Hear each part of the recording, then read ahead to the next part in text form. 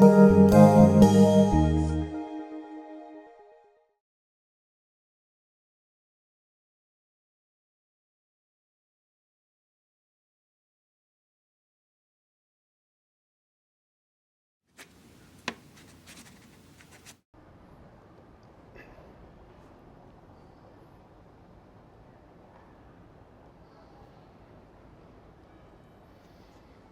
modern world makes many demands on us. Things are constantly changing, and we're obliged to adapt and learn new things in order to be able to live in this changing world. In a certain sense, the modern world is coercive, since it doesn't matter what I may happen to think of these changes, but rather I'm in one way or another inevitably obliged to go along with them if I'm going to continue to be a participating member of society. But what should I do if certain social or political changes come along that I have serious problems or disagreements with? Should I feel obliged to go along with these things that I don't agree to, or that bother my moral conscience or my ethical or religious convictions? There are some groups of people who feel alienated from certain aspects of their culture, and so they make an attempt to separate themselves from the mainstream and set up their own small society, ignoring the larger one around them as much as they can. This might seem like a good solution, but groups of this kind often pay a high price for their separation and for cutting themselves off from the mainstream. They're forced to live a marginalized and alienated existence in their own society. We've seen it in Hegel's analysis of the role of Socrates in ancient Greece that traditional customary ethics is what governs mainstream society, but the key point is that the individual has the right to evaluate this with their own rationality and to assent to it or not. This is the right of conscience. Kierkegaard agreed with Hegel on this, and both of them viewed Socrates as a great revolutionary in his attempts to assert the rights of the individual. These are, however, not just issues of historical importance. Today, we talk about things like civil courage, where individuals try to stand up for what they believe in the face of a corrupt government or system. Journalists, political activists, and people of conscience today risk their lives, their reputations, and their livelihoods by speaking out publicly about the injustices that they see around them. What should the rights of the individual be in such cases? Although Kierkegaard is generally known as a religious writer, his works also contain insightful considerations about issues of this sort concerning things such as politics and social theory. In the lecture today, we want to see how Kierkegaard, inspired by Socrates, explores some of these issues in the context of some of the first works after he completed his degree and set off on his career as an author.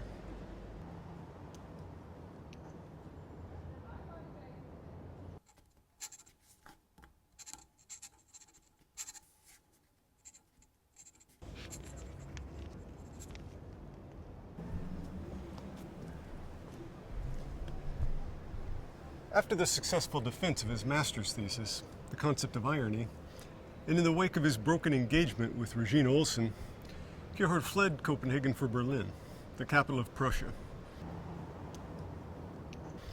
He stayed in Berlin from October the 25th, 1841 to March the 6th, 1842.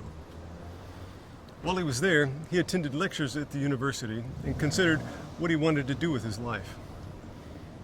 He rented a room on Jägerstrasse 57, just opposite Gendarme Market. The big event at the University of Berlin was the new appointment of the old philosopher Friedrich Wilhelm Joseph Schelling, who was the lone remaining survivor of the golden days of German idealism, with Fichte having died in 1814 and Hegel in 1831. Throughout the 1830s and at the beginning of the 1840s, Hegel's students were having a profound influence on intellectual life. One group of these students, known as the left Hegelians, understood Hegel to be critical of traditional religious belief and used his philosophical methodology to try to undermine Christianity. Among these students were important figures such as Ludwig Feuerbach, David Friedrich Strauss, Karl Marx, Friedrich Engels, and Bruno Bauer. This was regarded as an alarming trend that was thought to undermine both religion and politics. And so the King of Prussia was determined to do something about it. He decided to appoint Schelling in order to combat it. Although Schelling had been one of Hegel's friends of youth, in later years they had criticized one another, and so he was, in a sense, well suited for the job. Schelling had disappeared from the public eye for many years, and so it caused a great sensation when people heard that he received an appointment at the University of Berlin.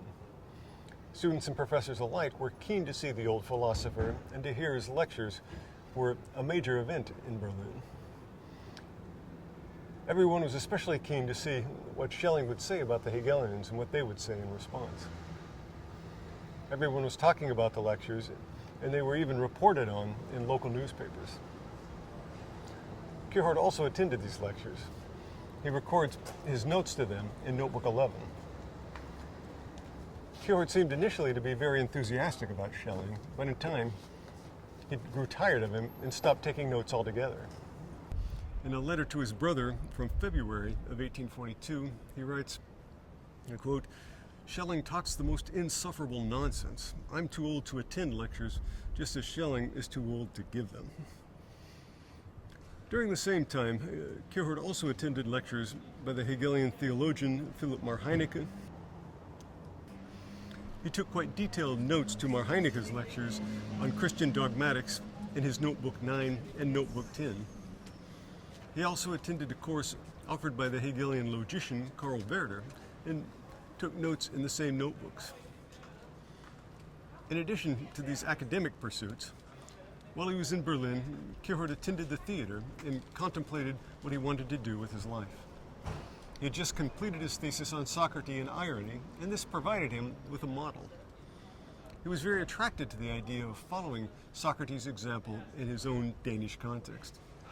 He decided to develop a series of writings that would incorporate a number of Socratic elements, not least of all irony. He wanted to employ the same strategy as Socrates in order to undermine what he took to be the mistaken views of his own day. In his work, The Point of View for My Work as an Author, Kierkegaard gives an overview of all of his writings and explains his general authorial strategy. And in this work, he somewhat says that his authorship began with either or, that is, the work that he wrote after the concept of irony. In other words, he oddly doesn't count his master's thesis, the concept of irony, as a part of his authorship. In Kierkegaard's studies, this has often been interpreted to mean that Kierkegaard regarded his master's thesis as an immature early work, a piece of juvenilia best left forgotten. For this reason, Kierkegaard scholars have long focused on what have been regarded as his mature works, such as Fear and Trembling or the concluding unscientific postscript, and have neglected the concept of irony. This is unfortunate, since this work is highly insightful for understanding what Kierkegaard regards as his official authorship. The key point to understand here is that Kierkegaard didn't exclude the concept of irony from the authorship, since he didn't think it was a mature or important work, but rather because it appeared before he hit upon his general idea for the authorship, and for this reason it didn't follow the same strategy as the other works in the authorship. But as we will see in the rest of this course, the concept of irony, with its analysis of Socrates, provided Kierkegaard with the very model for his authorship. Indeed, it helped him to develop the idea for all of the works that he would write from 1843 until his death in 1855. So instead of being a part of the authorship proper, the concept of irony was a preparation for the authorship. But this means that its importance is increased rather than diminished, since this work provides an invaluable interpretive key to the authorship itself.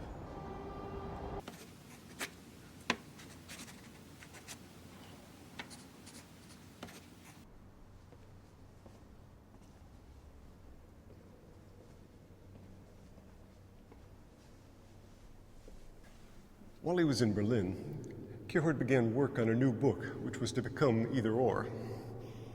He conceived of this work in the midst of animated discussions about Hegel's philosophy that were taking place around him in Berlin. In the second lecture of this course, we discussed the concept of aporia in Plato's dialogues. And in this context, we noted that Hegel was critical of this element in Socrates' thought. Hegel thought that it was a mistake to stop with a negative result. Instead, the goal of philosophy was to see how the negative was necessarily related to the positive. Hegel believed that Socrates' negative method was important, but Socrates failed to take the important next step of constructing a positive philosophy. Hegel's Danish follower, Hans Lassen Martensen, thus encouraged his students to go further than Socrates. Hegel believed that philosophy was all about seeing the necessary organic relations between opposites. As we saw in the second lecture, being and nothingness are not two separate concepts, but rather each implies and presupposes the other. When a philosophy takes one side of such a dichotomy and holds onto it firmly, it fails to see the wider truth. Hegel refers to such a one-sided approach as dogmatism.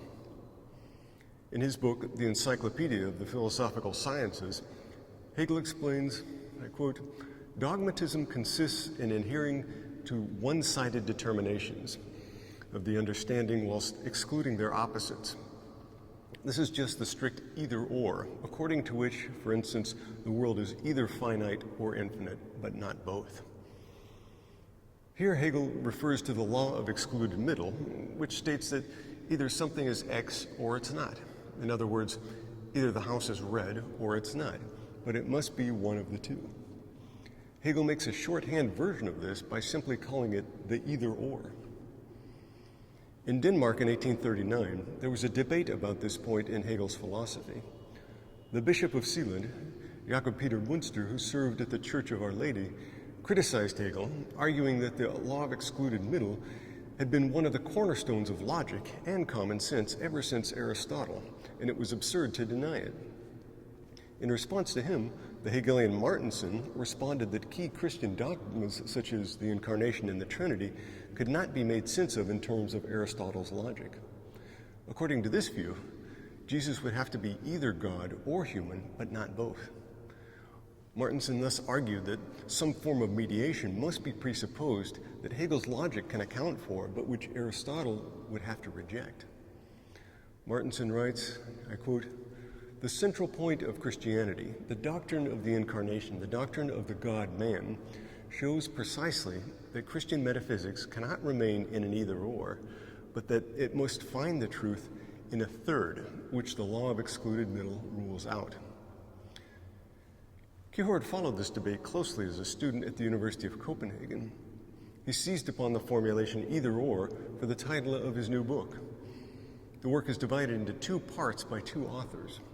Part 1 is written by the anonymous A, the aesthete, and Part 2 by B, or Judge William.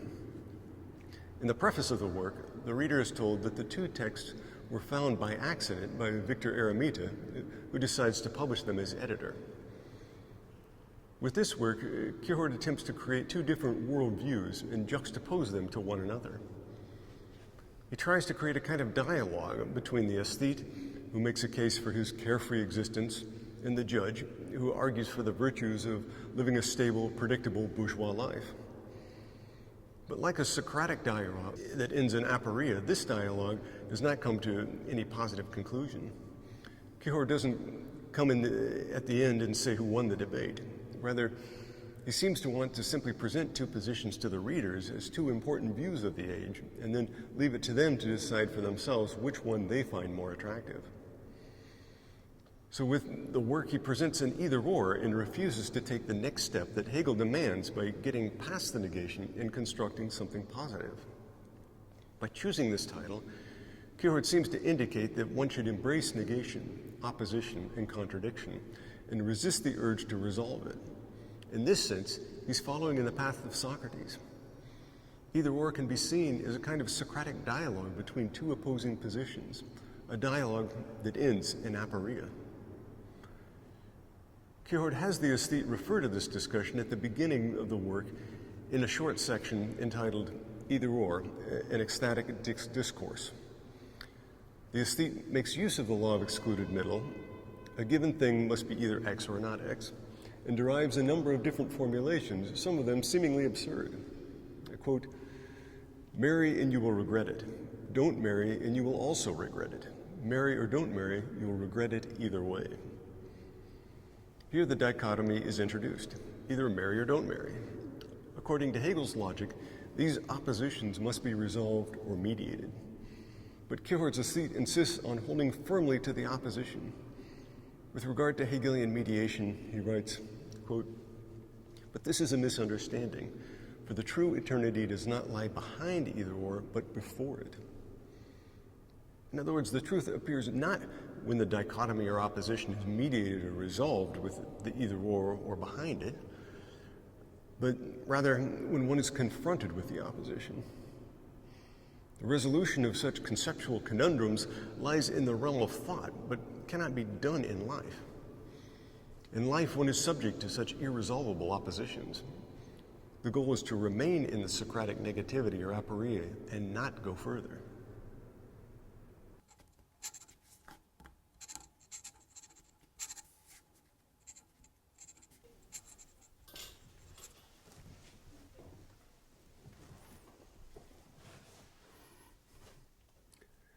After he returned to Copenhagen, Kierkegaard continued to work on his manuscript, and he published Either Or on February the 20th, 1843, that is, 2 years after the concept of irony. Now, as we've seen, in the second part of the concept of irony, Kierkegaard examined the use of irony in the German Romantics. Now here in Either Or, Kierkegaard tries to create a literary character like that of the Romantic ironist in the figure of the aesthete. So in a sense, one can say that in the concept of irony, he gave a third-person description of the modern ironist, but then, in Either Or, he moves to a first-person description from the perspective of the ironist himself. Moreover, he moves from an academic work in the concept of irony, which is in dialogue with other academic works, and which quotes extensively in German and Greek, to a literary work, which allows him a greater degree of literary freedom. The first volume of Either Or, ostensibly written by the aesthete A, consists of a series of different texts in which we can discern many traces of his earlier analysis of romantic irony from his previous work. For example, the final text in the first part is entitled The Seducer's Diary, which tells the story of a certain Johannes who seduces the naive young woman Cordelia. Johannes strikes the reader as calculating and unfeeling in the way that he goes about seducing Cordelia. He seems to disregard all conventional ethics and to act merely to satisfy his own desires. Johannes mentions humorously this place, which is the old college called Regensen. Much of student life at the University of Copenhagen during Kierkegaard's time took place at colleges like this one, where the students lived, ate, and studied. Students gathered here to debate the important topics of the day, such as Martenson's lectures, Hegel's philosophy, and so on. In The Seducer's Diary, Johannes the seducer writes, "If I wanted to impart to a young man a distaste for tobacco, I would take him into some smoking room or other in Regensen." But one of the clearest texts that illustrates the aesthete as a romantic ironist is the first chapter of the book, entitled The Diapsalmata. This is a series of scattered aphorisms written and collected by the aesthete. They seem to ramble from one topic to another with no clear organization or rules. The aesthete seems to jot down whatever happens to pop into his mind after he has an experience or reads a text. When one reads these aphorisms, at first one has the impression that they are rather flippant and perhaps a bit confusing, but as one continues to read, the worldview and personality of the aesthete begin to emerge. Let's take a few examples. The aesthete writes, "I prefer to talk with children, for one may still dare to hope that they may become rational beings, but those who have already become that, good Lord." What does this tell us about the aesthete? Children are naive and inexperienced in the ways of the world. According to the Romantic view, adult life has been corrupted by society. We've been taught to repress our feelings and to obey the rules. Adults develop different ways to hide their true feelings. They engage in strategies and intrigues in order to get what they want. But this undermines honest and open human relations and corrupts individuals. Children are mercifully free from this, since it takes time to learn such things. Thus, the aesthete prefers to talk with children who are still in touch with their own basic human feelings and emotions. They're true to themselves and don't try to dissemble who they are. To be sure, they've not yet developed their rational capacity and thus might be subject to temper tantrums occasionally, but even in this, there's a certain authenticity, and one knows exactly what a child wants and doesn't want, and knows exactly where one stands with children. By contrast, with adults, one's never certain, since they often strategically hide who they really are and what their true intentions might be. Although adults have developed their rationality, it's used in a negative way to plot and deceive others. By saying that he prefers to talk with children, the aesthete is, in a sense, offering an indictment against bourgeois culture, which corrupts people and destroys the true human spirit found in childhood. In another of the aphorisms, the aesthete exclaims, "I don't feel like doing anything." And he goes on to enumerate a string of different activities that he doesn't feel like doing, some of which are even the opposite of one another. What does this tell us about this person? The romantic ironist is also a kind of nihilist. He doesn't believe that there's anything that has any intrinsic truth or value.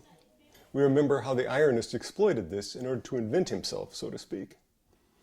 But the negative side of this disposition is that if nothing is true or valuable, then there's no reason to do anything. For the person who truly believes this, it would be very difficult to be motivated to do anything at all. Why would you study hard if you really believe that it didn't matter at all? Why would you read a book or take a class if you really believed that it didn't matter or nothing meaningful would ever come of it? This is the view of the aesthete, and it leaves him in a state of lethargy with no inclination to do anything at all.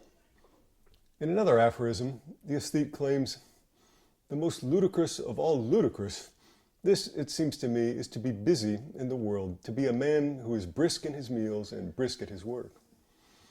Here the aesthete criticizes the sense of importance that people invest in bourgeois life. They take themselves very seriously, and their work and activities become monumental labors of world historical importance. From the perspective of the nihilist, none of this really matters. Nothing in bourgeois life has any deeper or lasting meaning. Seduced by the routine of daily life, people become unreflective and fail to see the wider perspective. Instead, they deceive themselves and try to conceive of their lives as profoundly important and meaningful. They don't see that they will die and it will all come to nothing. They could be struck by a falling roof tile and die on the spot. This example that the aesthete uses sounds absurd at first, but it underscores the fragility of life and human existence. It reminds us that for however busy we are with our lives and daily activities, we should not lose sight of the ultimate questions of life. We become absurd and comic when we pretend that we will live forever, and when we invest our trivial pursuits and endeavors with great importance. The voice of the nihilist comes out perhaps most clearly in the aphorism that begins, "How empty and meaningless life is." The aesthete contemplates the death of a man. When we experience the death of another person, it's always an occasion to recall our own mortality. We feel comfort that we still have some time left to live. But the aesthete's point is that this is little consolation in the big picture. Even a long human life is short on a larger cosmic scale. What is really won by living a few years longer? Moreover, the length of life doesn't invest it with any meaning. From this perspective, even things that might seem important, such as life and death, are in fact matters of indifference. 2 aphorisms further down in the text, he beckons, "Come, sleep and death, you promise nothing, you hold everything." In another aphorism, the contrast between childhood and adulthood is again thematized. The aesthete recalls that when he was young, he didn't laugh at things, presumably since he was only learning how the world worked. But then, when he learned about life and society, he could only laugh at it. The aesthete gives a long list of things that are taken to be important by bourgeois society and claims that they're all worthy of laughter. He writes, "I saw that the meaning of life was to make a living, its goal to become a counselor, that the rich delight of love was to acquire a well-to-do girl, that the blessedness of friendship was to help each other in financial difficulties, that wisdom was whatever the majority assumed it to be, that enthusiasm was to give a speech, that courage was to risk being fined $10, that cordiality was to say, 'May it do you good,' after a meal, that piety was to go to communion once a year. This I saw, and I laughed." The aesthete thus openly mocks the virtues of bourgeois society. In each case, he enjoins the reader to posit a higher ideal. Surely love must be something more than just marrying a rich girl. Friendship must be something more than just loaning money to someone in need. religious piety must be something more than just going to communion once a year. The aesthete doesn't elaborate on these things, but it's clear that he thinks that bourgeois culture makes a mockery of them. By means of these rich aphorisms, Kierkegaard introduces his reader to the character of the aesthete, which was a figure that he began to study in the concept of irony in connection with Schlegel and romantic irony.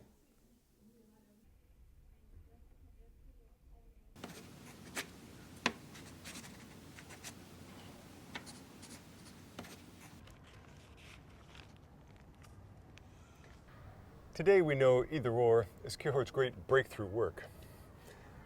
But at the time, the immediate reception of the work was very mixed. It caused a great stir in intellectual circles of the Danish Golden Age.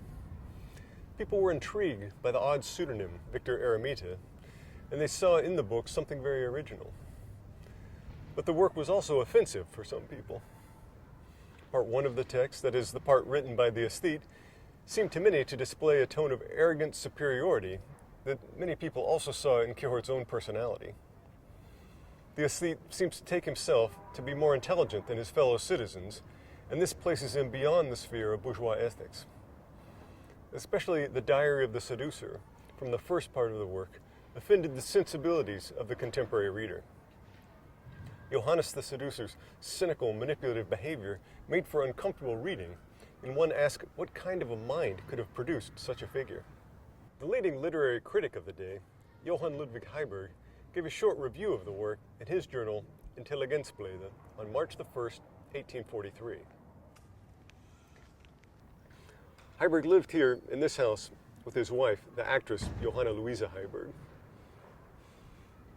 Heiberg seems to have been rather annoyed by Kierkegaard's Either Or, which he regarded as poorly organized and rambling. His review is thus largely dismissive of Kierkegaard's effort. Heiberg begins by poking fun at the enormous size of the work by writing, quote, "It is therefore almost with respect to its volume that the book must be called a monster, for it's already impressive in its size before one yet knows what spirit lives in it. And I do not doubt that if the author wanted to let it be exhibited for money, he would take in just as much as by letting it be read for money." Here Heiberg sets a tone that seems to indicate that he doesn't take the work entirely seriously. While he grants that the book contains some occasional interesting reflections or formulations, he says that it's confusing and difficult to follow. Moreover, he claims the reader loses patience with the author and quickly wants to move ahead. Heiberg imagines a reader who, after having finished part 1, loses patience and closes the book with the words, "Enough, I've had enough of either and I'll have no or." Kierkegaard was deeply offended by this and could never forgive Heiberg.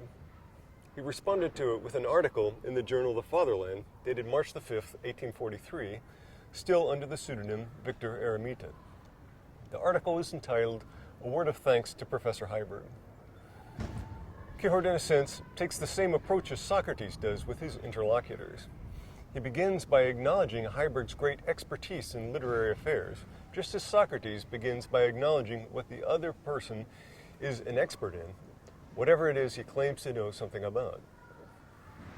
Kierkegaard then goes on to mock satirically different passages from Heiberg's review. Heiberg casts his review in terms of the experience of an imaginary reader, whom he refers to with the impersonal pronoun one. Kierkegaard humorously seizes on this and constantly refers to one's view of the work. At the end, Kierkegaard exuberantly thanks Heiberg for his insightful review. He does so with such enthusiasm that there can be no doubt about the sarcasm. He has Victor Eremita write, quote, "For all this, I thank you, Professor. I rejoice that learning is so swiftly imitated. I thank you for wanting to communicate it so quickly. If I were to choose the person in literature whom I would thank first of all, I would choose you, Professor." This profuse expression of gratitude can be seen to mirror Socrates' more reserved sarcasm when he claims, for example, to want to learn from Euthyphro and to want to become his student. The natural reaction of most writers who suffer a negative book review is to react by trying to point out things that the book does well and thus trying to refute the criticisms that have been raised against it. But Kierkegaard doesn't try to defend the merits of his work in any positive way. Instead, his approach is negative, just like that of Socrates. He seems on the face of it to grant the truth of Heiberg's claims, and then, indirectly, to undermine them.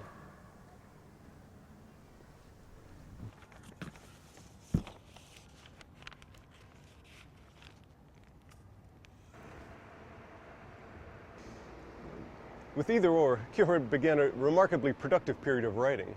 He lived here in this building in a street called Norragade during this time, specifically from April 1840 until October 1844. This was where he lived both before and after his trip to Berlin. Only 8 months after the publication of Either Or, 3 new books appeared on the same day, October the 16th, 1843.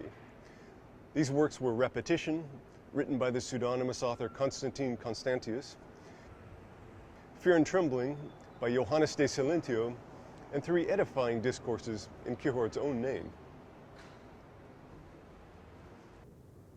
With regard to 3 edifying discourses, this was one of a series of collections of edifying or upbuilding works that Kierkegaard published between 1843 and 1844. In each of these years, he published individual collections of 2, 3, and 4 edifying discourses, respectively.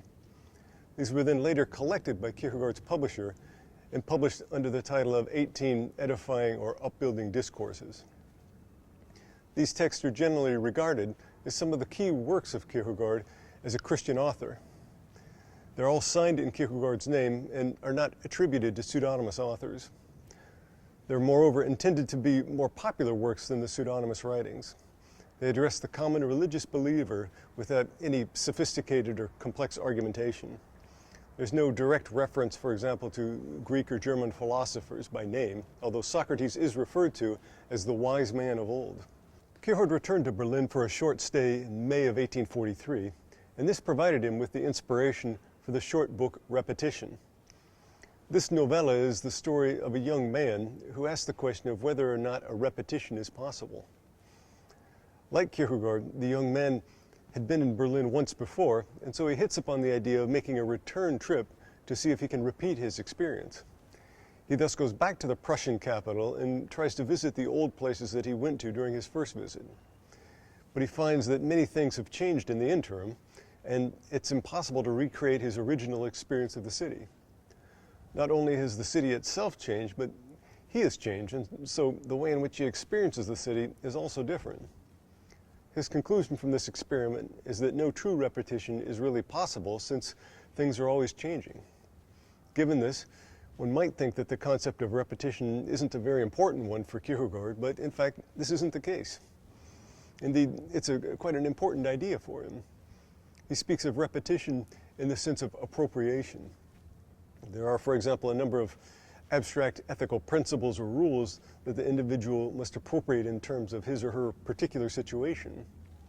When one appropriates these rules in a concrete action, one is in a sense repeating the original rule. If there were no element of repetition here, then one couldn't be said to be following the rule. In this sense, Kierkegaard explores the concept in the context of ethics. The third work that appeared on the same day, Fear and Trembling, is one of Kierkegaard's best-known works.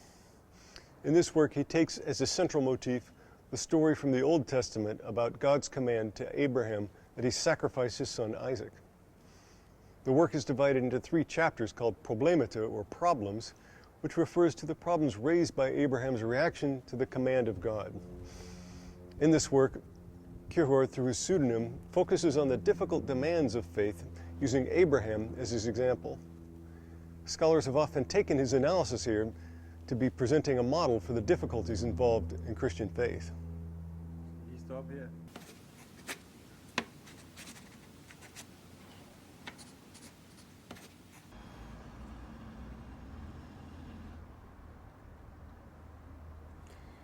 We want to take a more careful look at the first of the 3 Problemata in Fear and Trembling, which raises the question in its title, is there a teleological suspension of the ethical? Let's begin by having a look at the text to see what's meant by this. The chapter begins with a contrast between the universal and the single individual. By universal here, Kierkegaard means the sphere of generally accepted ethics and ways of behaving.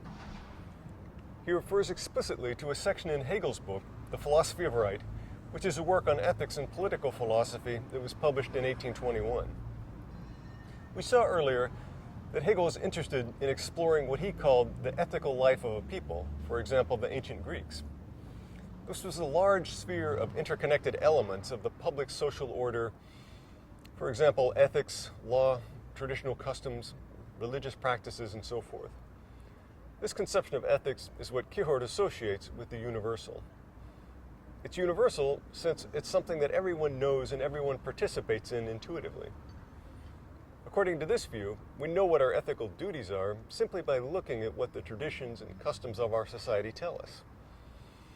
In this sense, ethics is by definition what established custom dictates. For someone who defends this view, the great sin is to act in contradiction to the universally accepted ethics. When one acts for one's own selfish interests and disregards the universal duties that bind one, then one acts unethically. So, for example, both law and accepted ethics say that I should not steal, but I might be so focused on my own personal needs and interests in money so that I'm inclined to do so anyway. In this case, I put my personal desires above the universal. I act both illegally and immorally. This part seems entirely uncontroversial. But Kierkegaard brings in an example that makes this picture considerably more complex. He tries to understand the meaning and implications of the story of Abraham and Isaac in Genesis chapter 22. We all know the story. Isaac is Abraham's only son, who's apparently destined to be the next great patriarch to lead the people. But God commands Abraham to sacrifice his son on Mount Moriah. Needless to say, this was presumably very vexing for Abraham, since this meant not only killing his beloved son, but also ending his family line. But Abraham obeys God and takes Isaac with him to Mount Moriah, where he prepares everything for the sacrifice. Then, at the crucial moment when it's time for him actually to sacrifice Isaac, an angel appears and stops him and provides him with a ram to sacrifice instead.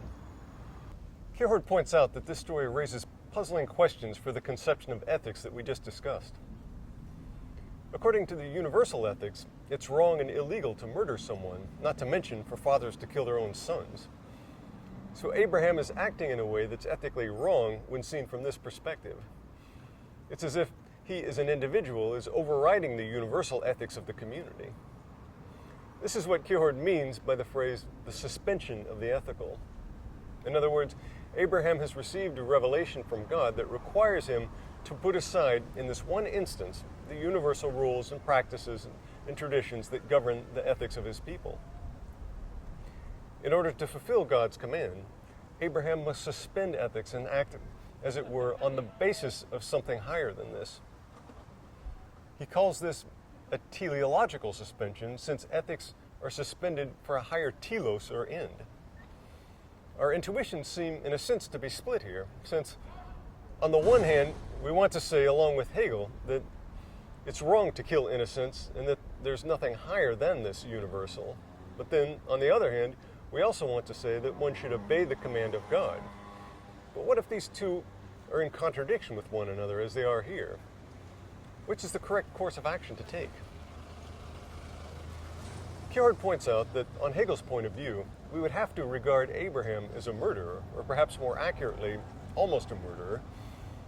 But there seems something not quite right about this, since we want to regard Abraham as a faithful and pious man who's merely obeying the will of God.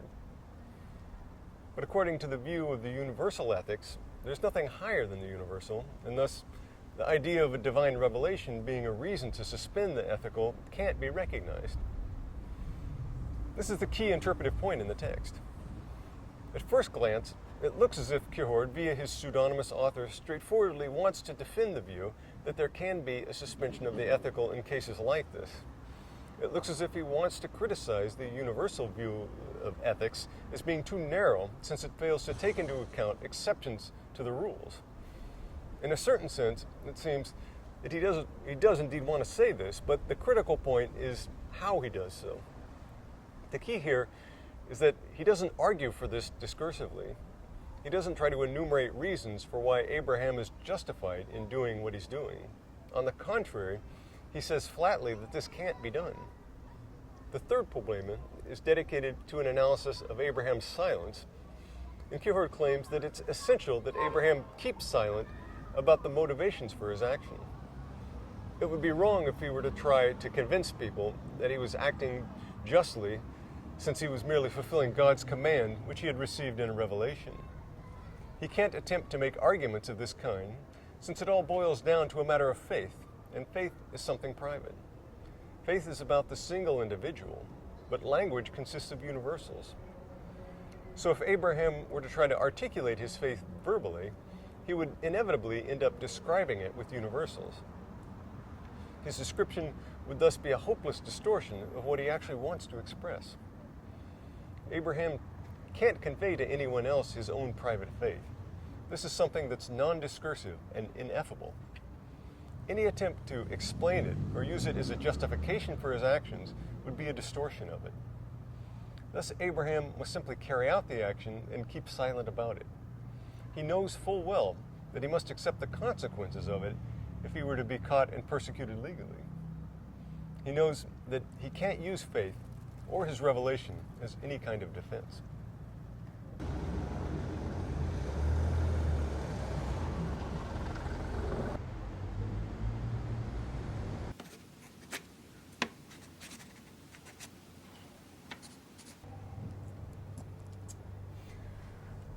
The point that Kierkegaard seems to want to draw from his analysis in Fear and Trembling is less about ethics or political philosophy and more about religious faith. Indeed, throughout the work, he talks about a night of faith, which is clearly modeled on Abraham.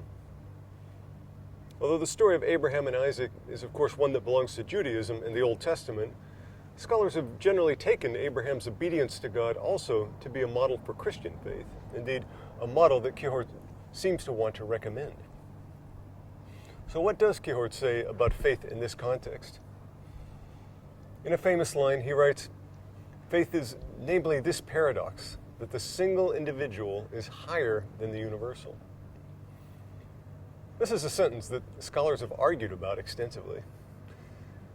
Kierkegaard's point seems to be that there are instances like that of Abraham where the individual takes precedence over accepted customs and universal ethics. Or, put differently, not all actions that are done based on one's own individuality or at the expense of the universal ethics should be summarily dismissed as something that's evil. The key thing to note is the way in which Kierkegaard puts this point. As we know, Christian apologetics is the branch of theology that attempts to defend the doctrines of Christianity. It tries to offer arguments and good reasons for believing in things such as the incarnation, the ascension, the virgin birth, and so forth. The goal of Christian apologetics is to convince skeptics or non-believers of the truth of the Christian faith. But note that Kierkegaard's approach is entirely different from this. As we've seen, he's trying to articulate the nature of Christian faith.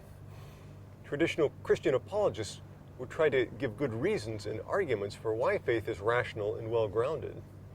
They would try to make a positive case for Christian faith, but Kierkegaard does just the opposite. He says not that faith is reasonable or comprehensible, but rather that it's a paradox that can't be grasped discursively.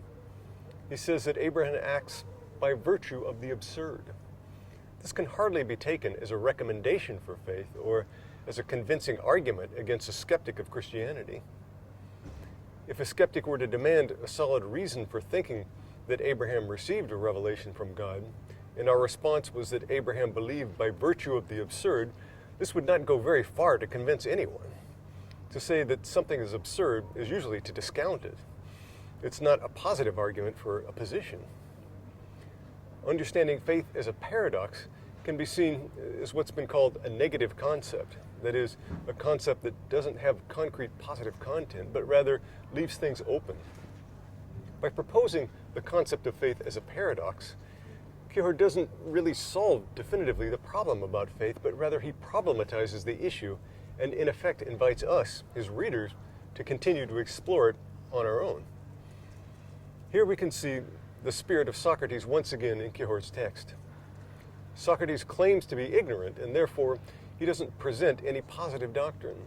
Instead, he merely criticizes the views of others and reduces them to contradiction and absurdity. In a sense, Kierkegaard is doing the same thing here. He claims that faith is not something positive or concrete, but rather it's a paradox, a contradiction. Like Socrates' approach, this is negative. Nothing is really resolved, but rather the problem is left open as a problem.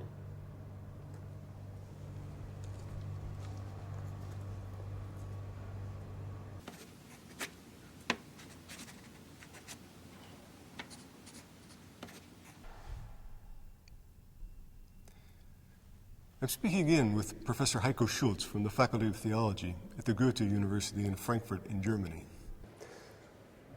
Yeah, Professor Schulz, how is Kierkegaard's view of passion relevant for us in the modern world today? Some people might argue that with school shootings and other forms of modern violence, that there's too much passion.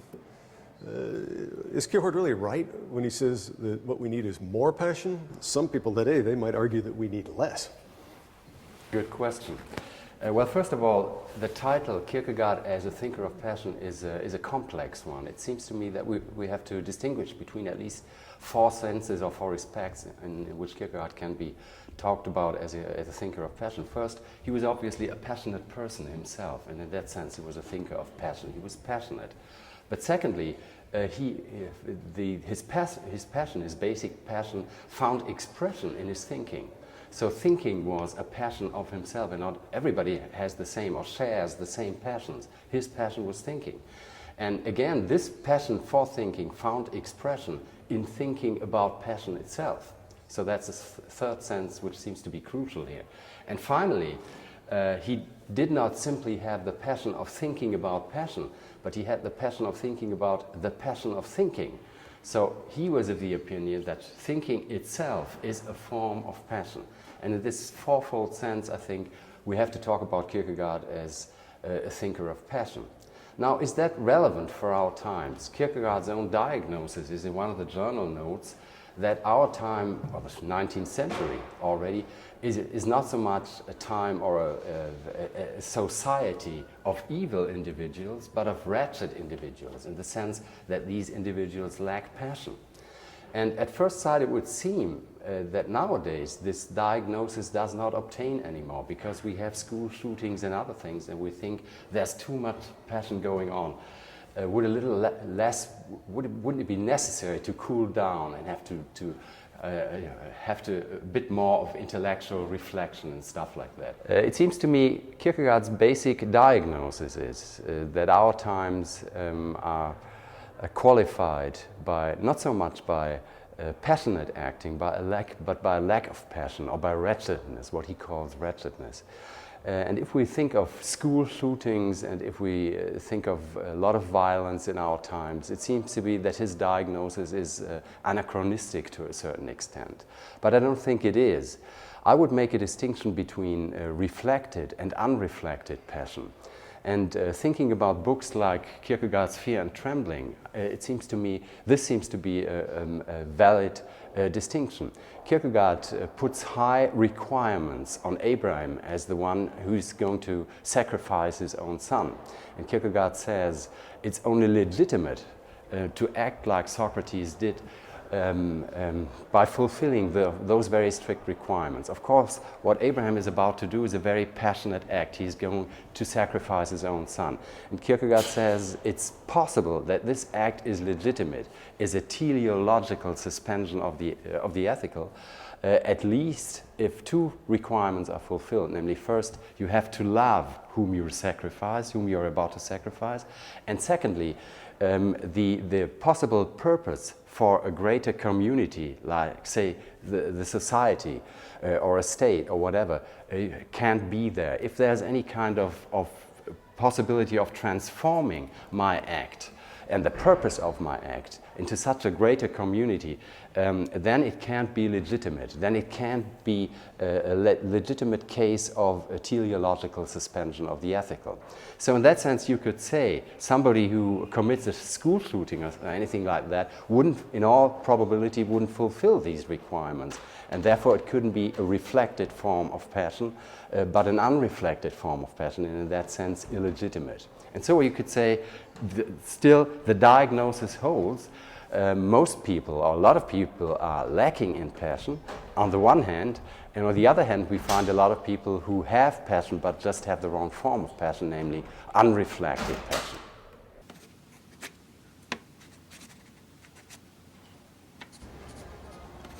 Readers of Kierkegaard today are often perplexed and even confused that his theory of faith is a contradiction or a paradox.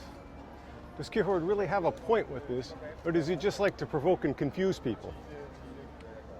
How is this somewhat odd theory of faith relevant for us in the modern world today?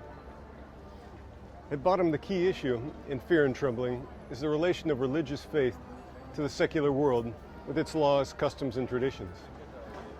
Abraham is a great model of piety and religious faith, but his actions potentially lead into conflict with the laws of his people.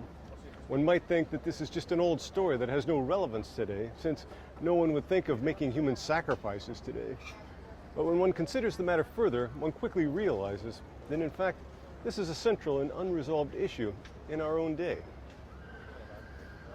Most countries here in Europe and in the West ensure the religious freedom of their citizens. This is a part of the Western heritage from the Enlightenment, and the basic freedom to believe what one wishes is enshrined in the constitutions of the laws of the state. The spirit of these laws is clearly to ensure that each individual has the right to pursue their religious practice without harassment or impediment, regardless of how unpopular those practices might be. But things are not always so simple. While countries say that they believe in religious freedom and have laws protecting it, there are limits to this.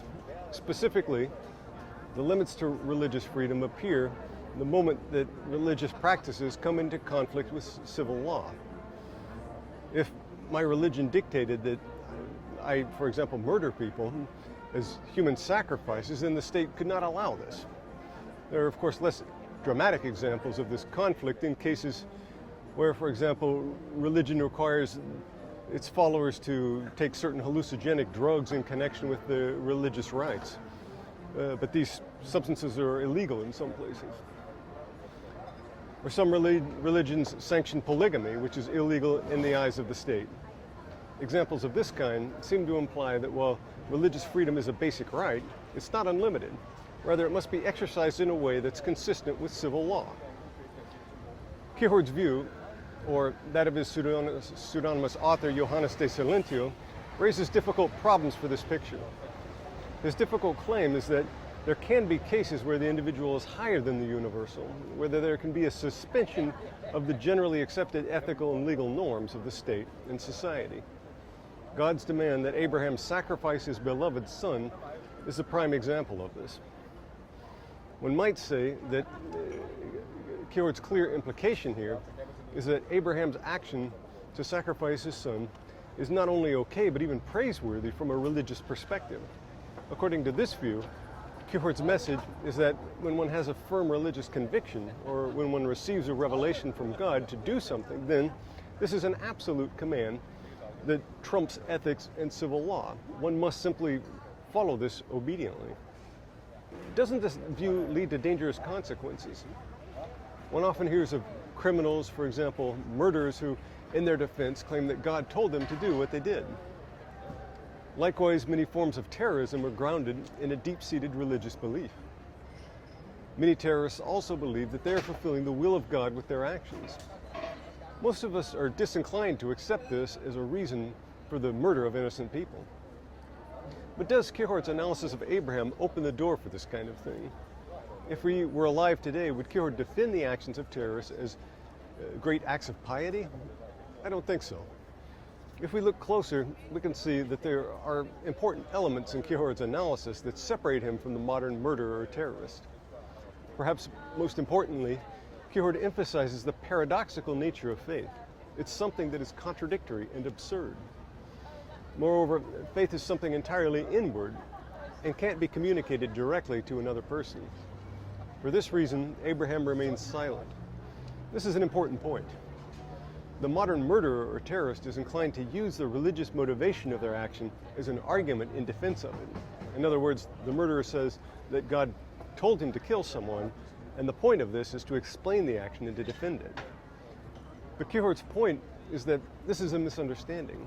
One can never use the idea that one received a revelation from God and is acting on God's will as a defense for one's actions. It's true that one might believe this in the quiet of one's own mind, as Kierkegaard says, in one's inwardness. But the moment one tries to communicate it, one shows that one doesn't understand the nature of faith. He claims that faith is not objective, not discursive, and not communicable in this way. This is a fundamental difference between Kierkegaard's view and that of the modern murderer or terrorist who seeks to explain, justify, and defend their actions based on reasons, arguments, and discursive communication. So while it might look at face value as if Kierkegaard is offering a theory that might justify illegal and immoral acts and atrocities, a closer look shows that this is not the case. No justification or defense can be sought from the side of religious faith. All of this raises important and very topical issues about the limits of religious freedom. Where exactly is the line where religious freedom stops and civil law begins? Can or should civil law make certain exceptions to accommodate certain religious practices, or should it lay down a certain consistent position that everyone in society is obliged to follow? Is religious faith compromised or convoluted if it's obliged to bend to the rules of mainstream society? Does civil law discriminate against certain minority religions in society? These are all very important issues in our own day. It's a great mistake to believe that the question of religious freedom was resolved with the Enlightenment. Instead, with the granting of religious freedom, a new set of issues and problems were ushered in.